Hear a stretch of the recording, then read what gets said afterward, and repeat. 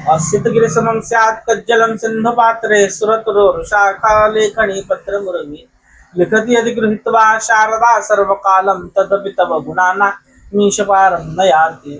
अर्थातच हे महादेवा, हिमालया एवढ्या काळ्या पर्वताची समुद्राच्या दौतीमध्ये कालमशाही तयार केल्यानंतर, कल्पवृक्षाच्या फांदीची लेखणी तयार केल्यानंतर आणि पृथ्वीचा कागद तयार केल्यानंतर सुद्धा शारदा माता जरी अनंत काळापर्यंत लिहित राहिली तरी तुमच्या गुणाचा आणि तुमचा महिमा लिहून अंत होणार नाही. हा श्लोक शिवमहिम्न स्तोत्रामध्ये आलेला आहे.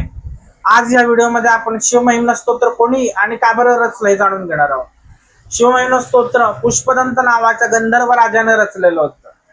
तर पुष्पदंताने शिवमहिम्न स्तोत्राची रचना का बरं केली ते त्याने ह्याच स्तोत्रामध्ये आपल्याला एका श्लोकाद्वारे सांगितलं आहे. कुसुमदशम नामा सर्व गंधर्व राज शिशु शशिधर मौलेर देवदेवस्य दास सखलु निज महिम्नो भ्रष्ट एवास्तरोषात स्तवनमिदमकार्षे दिव्य दिव्यम महिम्नः. अर्थातच पुष्पदंत एक गंधर्व राज होता आणि तो भगवान शंकराचा अनन्य असा भक्त होता. तो रोज भगवान शंकराची आराधना उपासना करत असे, भगवान शंकराची पूजा करीत असे आणि तो रोज चित्रसेन नावाच्या राजाच्या बागेमध्ये जाऊन अदृश्य स्वरूपात जात असते आणि महादेवाच्या पूजनासाठी वेगवेगळ्या प्रकारचे फुलं आणि बिल्वपत्र चयन करीत असते. एक दिवस राजाने विचार केला की आपल्या बागेतनं फुलं आपोआप कसे गायब होतात. तर हेच जाणून घेण्यासाठी त्याने भगवान शंकराला वाहिलेले फुलं अर्थातच शिवनिर्माल्य घेतलं आणि बागेमध्ये यायच्या रस्त्यामध्ये ते लपवलं.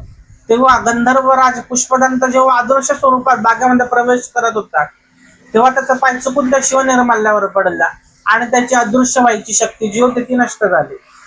आणि तेव्हा त्या पुष्पदंताला कळलं की आपली शक्ती का बरं नष्ट झाली, तर चुकून आपल्याकडनं शिवापराध घडला आहे, शिवनिर्माल्यावर आपला पाय पडला आहे.